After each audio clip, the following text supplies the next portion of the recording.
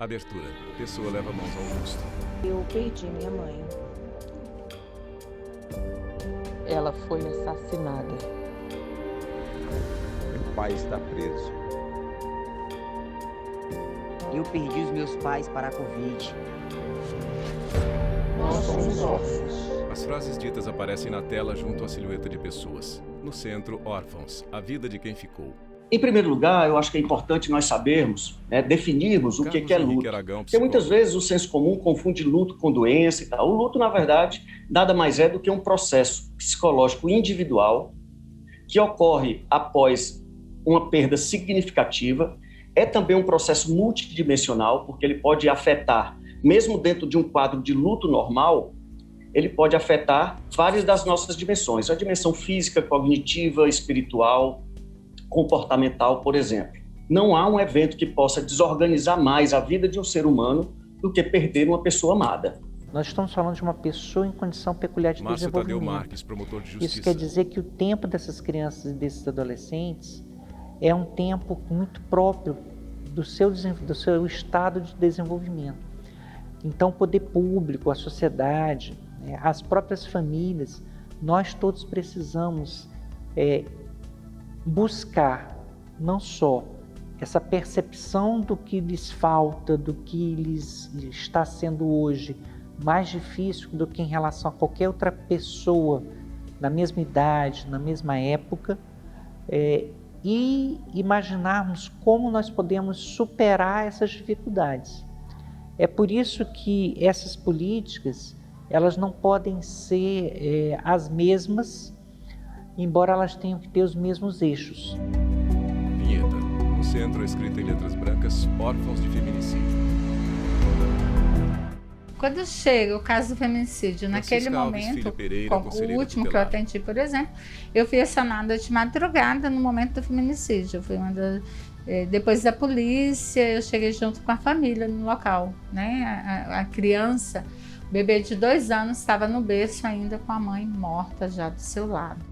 O feminicídio é o assassinato Regina Célia Barbosa, de mulheres cofundadora e sob vice-presidente do Instituto Maria da Penha. negligência do Estado. E por que sob negligência? Porque é um tipo de crime que é amplamente conhecido, ele é recorrente, ele é comum, né, nas páginas de jornais, ou quer dizer, o Estado lida com isso, mas não apresenta nenhum tipo de política pública estratégica para conter não só o assassinato, mas fazer com que o nível de punição possa ser suficientemente inibidor a ponto da gente diminuir o índice. Aqui na Defensoria, nós estamos no núcleo da PR e temos várias ações para as mulheres. E, de repente, percebemos que quando ocorria um feminicídio, não havia nenhuma iniciativa para cuidar da família que ficou. Porque é uma tragédia tão grande que, ao mesmo tempo que essa criança perdeu a mãe, ela também acaba perdendo o pai ao mesmo tempo. Então, ela fica órfã de mãe e de pai. É algo muito complexo. Então, nós iniciamos esse processo, esse projeto no ano de 2018, onde analisamos os processos desde a lei do feminicídio, desde 2015, e fomos fazer a busca ativa dessas famílias para saber como estavam essas crianças. E hoje nós estamos oferecendo a elas atendimento psicológico, atendimento da assistente social e todo o acompanhamento jurídico. O crime de feminicídio, em 2015, foi incorporado à legislação brasileira. A pena varia entre 12 e 30 anos. A punição aumenta se a morte for praticada durante a gestação, nos 3 primeiros meses após o parto ou na presença dos filhos ou pais da vítima. Foi exatamente em Regina Célia Barbosa, cofundadora e em 2006 para 2007, conversando com Maria da Penha, no livro dela, há um trecho que ela faz uma oração e ela diz assim, ela recebe o tiro, né? Ela está deitada de bruços, ela leva o tiro, e num dos momentos em que ela desperta, porque ela desmaia e depois ela volta, E num dos momentos do inconsciente dela, ela vai e diz assim: deixe-me viver, Deus meu, seja de que jeito for, mas não deixe as minhas filhas sem mãe. Vinheta, no centro, escrito em letras brancas: onde estão os filhos sem mães? Porque quando a mulher, ela dá a entrada, Barbosa, ela tem a medida protetiva, não sei o que, ela vem a ser assassinada, parece que ali acabou o caso. Ninguém pede mais nada. O cara pode ter sido preso ou não, ele pode ter fugido, ou ele também cometeu suicídio, né? Ele assassinou, cometeu suicídio, né? Aquela coisa. E ali ninguém mais reivindica. Então, ou a avó, ou a tia, ou alguém fica com as crianças. Os órfãos do feminicídio... Márcio Tadeu Marques, promotor de justiça. São órfãos não só da mãe, que lhes é levada de forma violenta, mas muitas vezes eles se sentem órfãos de quem praticou esse homicídio, né? Que as estatísticas mostram que em grande número são seus pais, né? Os companheiros ou ex-companheiros da falecida. E isso é algo muito sensível, porque a violência doméstica e familiar, ela desestrutura não só a vítima primária, que é a mulher, mas toda a composição familiar que tem nessa mulher o seu eixo. No caso do feminicídio, ainda com base nas estatísticas, a gente tem que os crimes acontecem geralmente dentro de casa, muitas vezes na cozinha, no final da tarde. A arma é uma arma branca, é a faca. E isso acontece por quê? Porque ele acontece quando esse companheiro ou ex-companheiro está retornando para casa, encontra a vítima, a mulher, preparando a comida dos seus filhos, e quem está na cozinha junto com a mãe? São justamente essas crianças. Então, a questão das vítimas do feminicídio é um exemplo muito evidente da situação de crianças e adolescentes nesse duplo aspecto de vítima e de testemunha. Nós temos um caso bem complexo, um caso que eu acho bem, né, que é um Francisca caso Alves antigo. Filha é um Pereira, caso conselheira tutelar. Ele aconteceu em 2016 e que até hoje ele é muito, como que eu vou dizer, a gente precisa estar muito atento a esse caso, que hoje, na época, eram 2 crianças e uma adolescente, e hoje são os 3 adolescentes e uma senhora, ela tomou, não é parente, ela não tem nenhum parentesco, mas ela assumiu os cuidados com esses 3 adolescentes, né? Essa mãe, ela foi assassinada por um companheiro que não era o pai dos filhos dela, ela estava grávida na época, e a gente teve uma grande dificuldade em encaminhamentos, né? Nós tivemos o apoio. Foi um processo que saiu rápido, inclusive, a questão da guarda dessas crianças para essa senhora saiu rápida, porque era a única pessoa que tinha interesse em ficar com esses meninos e já tinha um vínculo de amizade, ela já conhecia esses meninos, ela sempre ajudou a cuidar dessas crianças, adolescentes. Então a vara da infância foi bem sensível e essa guarda saiu assim num tempo muito curto. Não é isso que acontece sempre. A gente saiu assim meio que de pires na mão, procurando onde tem um serviço que possa atender esses meninos nessa situação. A gente sabe que esses meninos têm parentes, eles têm família, porém ninguém se dispôs a ficar com eles. Apenas a dona Tereza, que já conhecia eles de alguns anos, eu acredito que é mais de 10 anos. À direita, garota de vestido, cabelos cacheados e um colar com crucifixo. Escrito à esquerda, Vitória perdeu a mãe aos 10 anos de idade, vítima de feminicídio. Quando eu tinha 10 anos, ela foi assassinada e nós veio morar, ficamos aqui com a nossa avó, que ela não é nada nossa, mas ficou com a gente, nós 3, todo mundo junto. Aí foi isso. E estamos com ela até hoje. Já faz 7 anos. Eu considero ela como mãe, mas eu já chamo ela de vó desde 5 anos de idade. Foi quando ela começou a cuidar da gente. Eu tinha 5 anos, na verdade. Que a minha mãe deixou a gente lá na casa dela. Aí a gente ficou lá por um tempo. 6 anos, na verdade. Depois a gente foi morar com nosso pai, depois com a nossa mãe, depois com ela de novo, depois com a nossa mãe. Foi muitas coisas. Pesquisa do Instituto Maria da Penha mostra que, em média, para cada episódio de violência doméstica que resulta em morte de uma mulher, deixa 2 órfãos. Essa informação é destacada. O que eu costumo dizer é que ao assassinato de mulheres sempre vai ocorrer de forma aritmética, uma e mais uma. Mas a produção de órfãos, ele sempre será geométrico. Então, se eu tenho 5 mulheres assassinadas de segunda a sexta, numa determinada região, eu posso ter 6, 7, 8, 10, 9. Eu nunca tenho 5 órfãos. Eu estou falando de mulheres mães. A menina de preto ficou morando atrás do tempo, sentada no banco debaixo da árvore, recebendo todo o sol nos grandes olhos admirados. Alguém passou de manso, com grandes nuvens no vestido, e parou diante dela. E ela, sem que ninguém falasse, murmurou: "A mamãe morreu."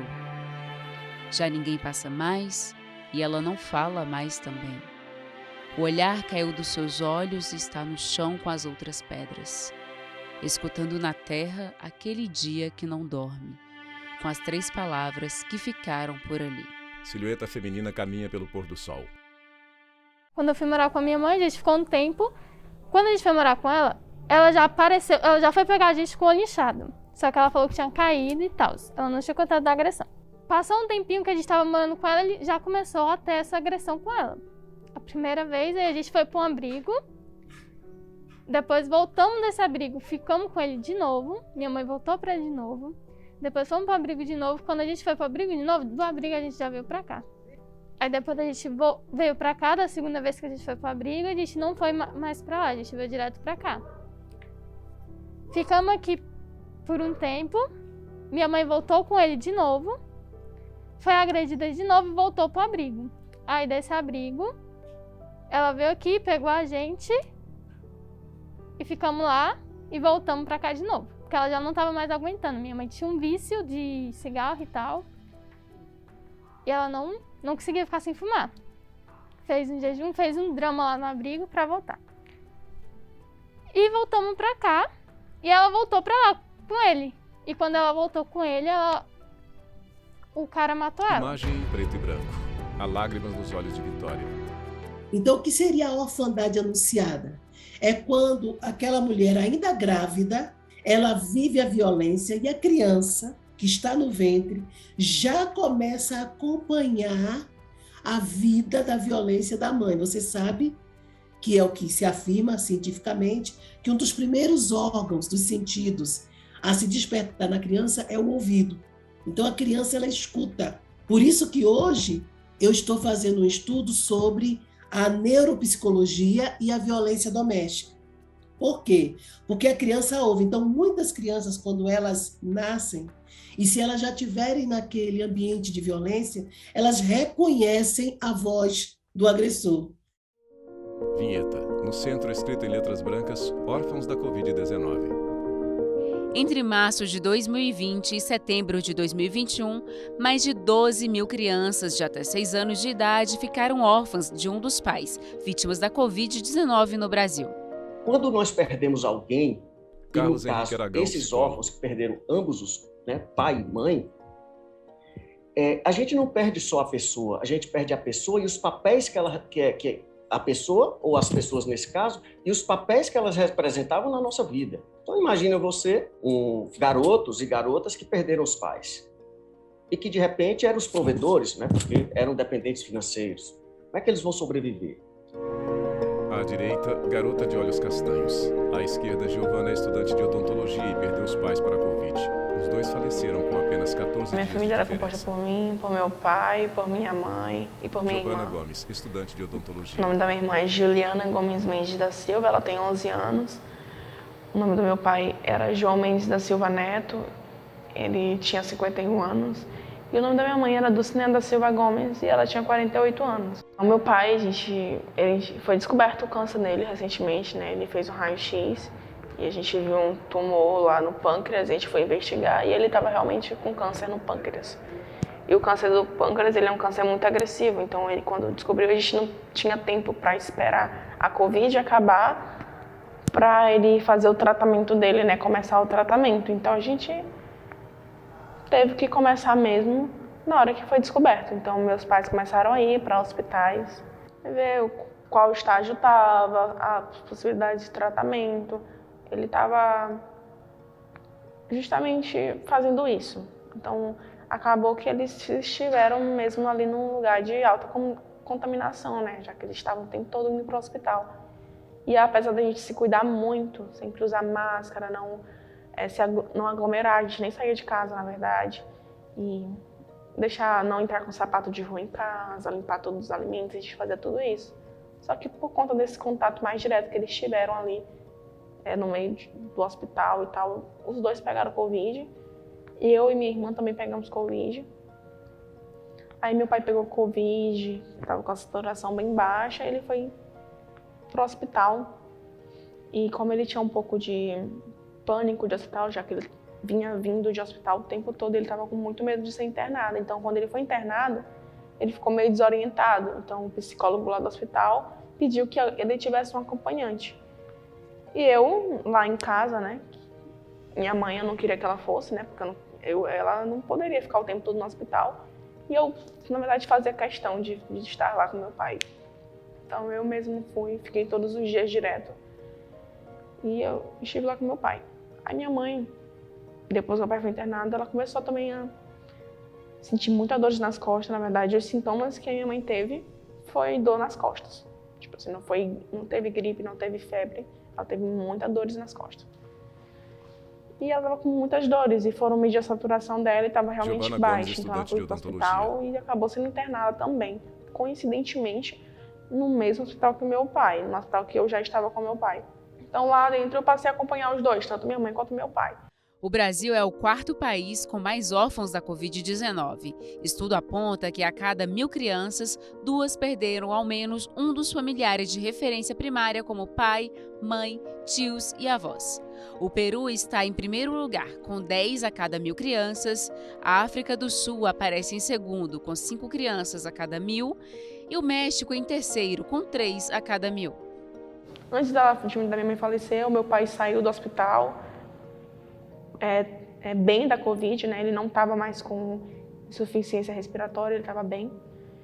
E a gente foi para casa. E depois disso que a gente esteve em casa, minha mãe, eu consegui visitar ela uma vez, né, no hospital, ela já entubada. Fui lá falar com ela, né? Apesar dela estar inconsciente, eu fui lá falar com ela, cantar e etc. Quando minha mãe faleceu, né, eu fiquei muito mal, com certeza, mas eu pensei que a partir dali a gente conseguiria se recuperar, né? Já que ainda tinha meu pai, ainda que meu pai tivesse o câncer, né? Ainda assim, ainda que ele também tivesse as limitações dele, era reconfortante ter ele, apesar da situação dele. Eu sabia que a partir dali também eu faria o que minha mãe está, com meu pai, eu faria o que ela estava fazendo, né? Acompanhando ele. E estava tudo bem, mas eu estava tranquila porque eu ainda tinha ele. Era reconfortante a gente ia se estabilizar com ele e viver a nossa vida. Só que depois, eu não sei se muito bem a data, mas não demorou muito. Depois do falecimento da minha mãe, o meu pai foi internado também, né? Por conta do câncer. O câncer tinha se agravado de uma forma, se espalhado mesmo. Se generalizado pelo corpo dele. Estava nos ossos, no fígado, no coração, na aorta, que assim tinha várias coisinhas, assim, eu não sei o que era aquilo. Mas tinha no coração também, tanto que um câncer que até então ele poderia fazer o tratamento, ele poderia fazer a quimioterapia para reverter o quadro dele. Mas só que depois da Covid se espalhou muito rápido, isso num intervalo de 13 dias, sei lá, 15 dias por aí assim. Então o que em 15 dias atrás poderia ser tratado, 15 dias depois não poderia mais. E ele faleceu depois que a minha mãe faleceu, 2 semanas depois da minha mãe. Giovana caminha sozinha. Ela aperta as próprias mãos. Vinheta. No centro, escrita em letras brancas, a proteção do Estado aos órfãos.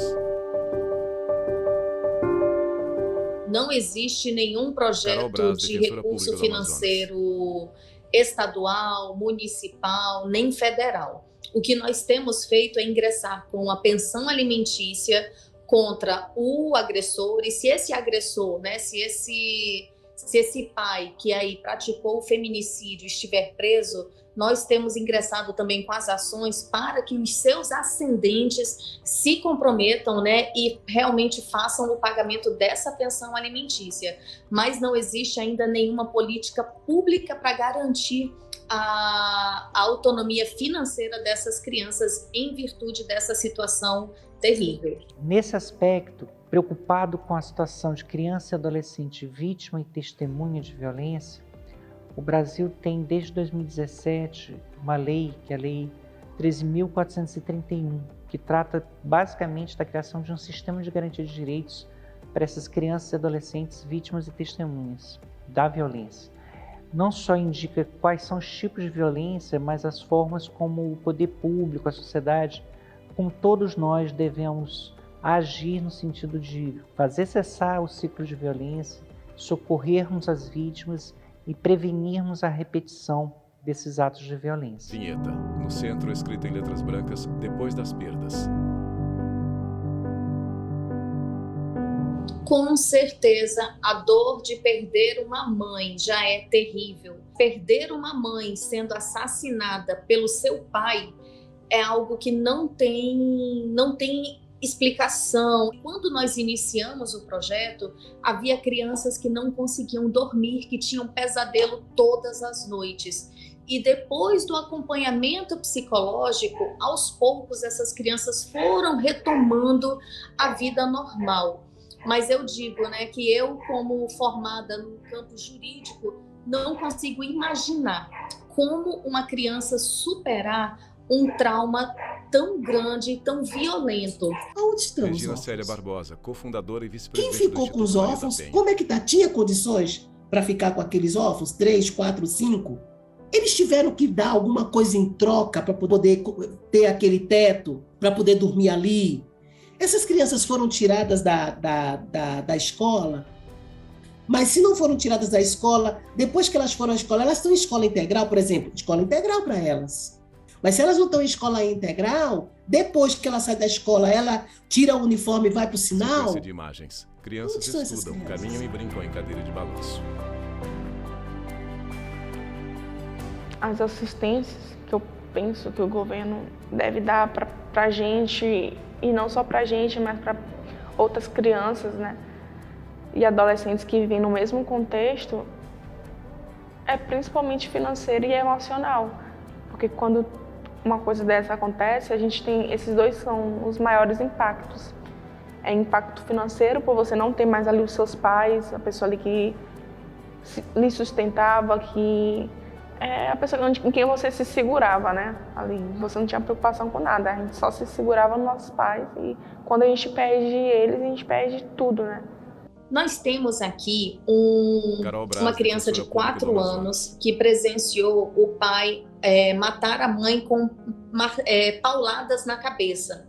E essa criança, até hoje, ela brinca reproduzindo o que ela viu. Então, a equipe psicológica está acompanhando, porque diz que enquanto essa criança ainda estiver relembrando esses atos, relembrando aquele dia, e ela usa isso nas brincadeiras, né? Reproduzindo aquele comportamento.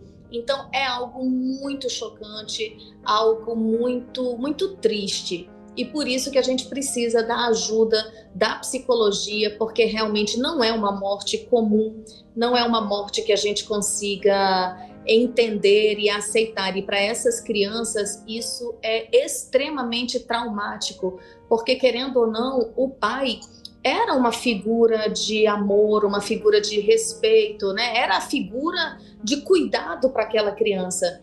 Então, ela perder a mãe em virtude de uma conduta criminosa do próprio pai, a cabeça dessa criança precisa muito desse acompanhamento psicológico. Num processo de luto normal, Carlos Henrique você já tem, né, digamos assim, um pacote difícil para fazer essa travessia do processo de luto.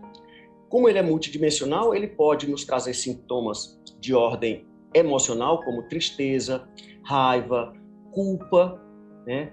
Quem sabe, num processo de feminicídio, de luto de feminicídio, um desses filhos, né, por exemplo, se sinta culpado porque não protegeu a mãe ou coisas dessa natureza. A solidão, a sensação de desamparo fortíssima, né? Uma sensação de choque, principalmente quando você tem mortes súbitas e violentas, como o feminicídio. É preciso que se garanta que essa criança que se tornou órfã pela pandemia, ela não tenha outras perdas. Ela já perdeu pai, ela já perdeu mãe, ela já perdeu o cuidador principal. Ela não pode perder os amigos da escola, da igreja, da sua comunidade, as crianças que ele está acostumado a brincar, a sua identidade comunitária. A convivência comunitária é um direito que também não pode ser afastado.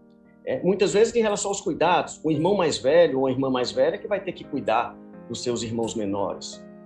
Como é que eles vão estudar? Como é que eles vão ter tempo, né? E condição, inclusive, intelectual, cognitiva e emocional, para poder estudar e trabalhar? Ou seja, é um cenário realmente muito, muito difícil, um cenário hostil.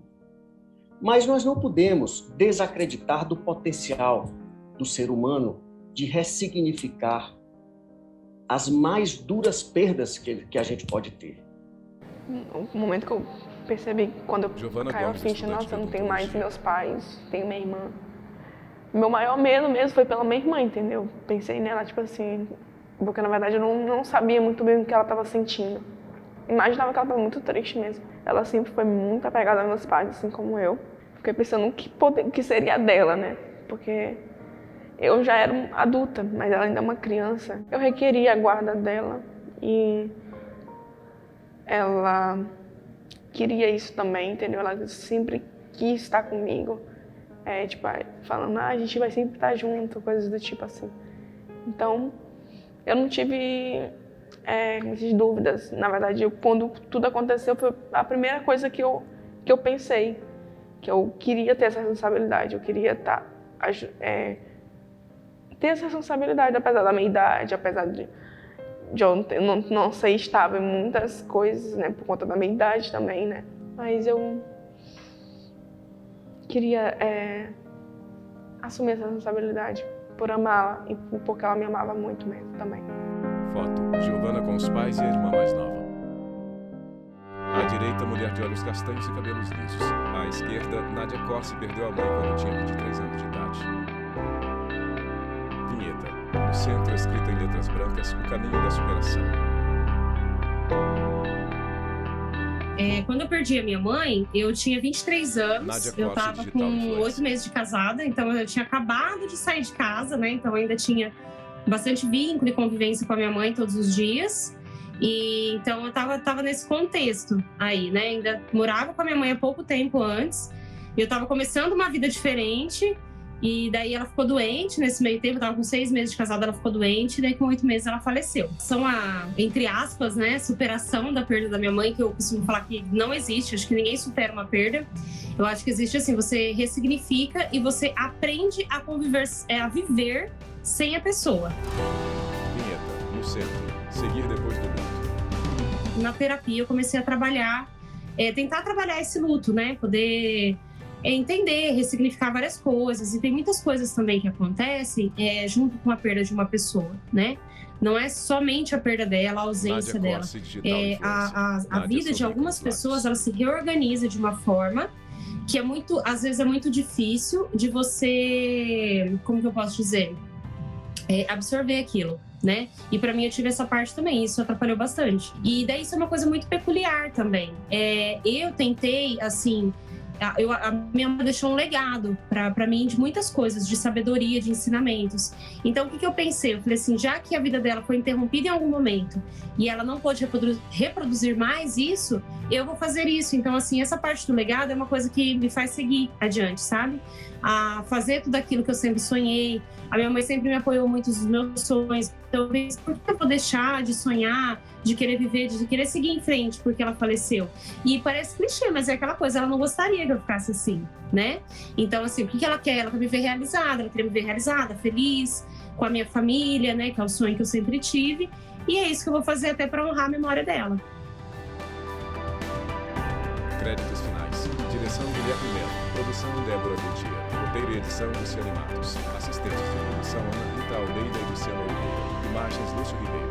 Assistência técnica Cláudio Júnior. Montagem e finalização Neuber Tavares e Vitor Duarte. Direção de arte Sérgio Coelho Júnior. Núcleo de Programação Rosa Oasa. Núcleo Técnico Fábio Guedes. Núcleo de Produção de Programas Flávia Soledade. Supervisão, Coordenadoria de Gestão da TV e Rádio Justiça, Secretaria de Comunicação Social, STF. Realização, TV Justiça, 20 anos.